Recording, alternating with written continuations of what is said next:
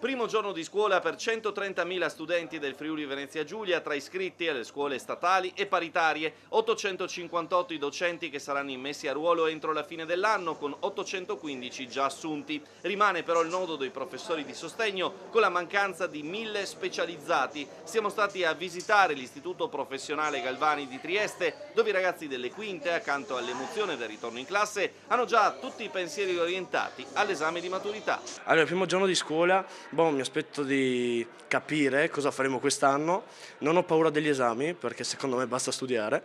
E non ho materie sotto, parte un po' inglese. E speriamo quest'anno di andare bene, dai. Spero un anno felice, che ci troviamo tutti bene, tutti in armonia e riusciremo a passare l'esame senza pensieri.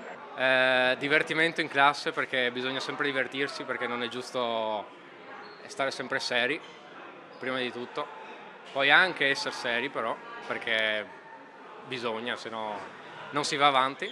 Emozionato anche il preside che guida contemporaneamente sia la scuola di Campanelle che l'istituto nautico di Piazza Ortis. Le aspettative di questo anno scolastico per il Nautico Galvani sono alte, stiamo traghettando questi due istituti, speriamo in porti sempre più nuovi, innovativi e non posso che esserne contento. Per il Galvani, che vanta anche l'indirizzo audiovisivo, va ricordato il lavoro degli studenti che hanno collaborato alla realizzazione del film Un anno di scuola, girato proprio nell'istituto triestino dalla regista Laura Samani e premiato al Festival del Cinema di Venezia. Quindi di fatto i ragazzi hanno lavorato sul set, ovviamente hanno appreso anche molto dai diversi dipartimenti, avevano dei ruoli in certi casi anche fondamentali.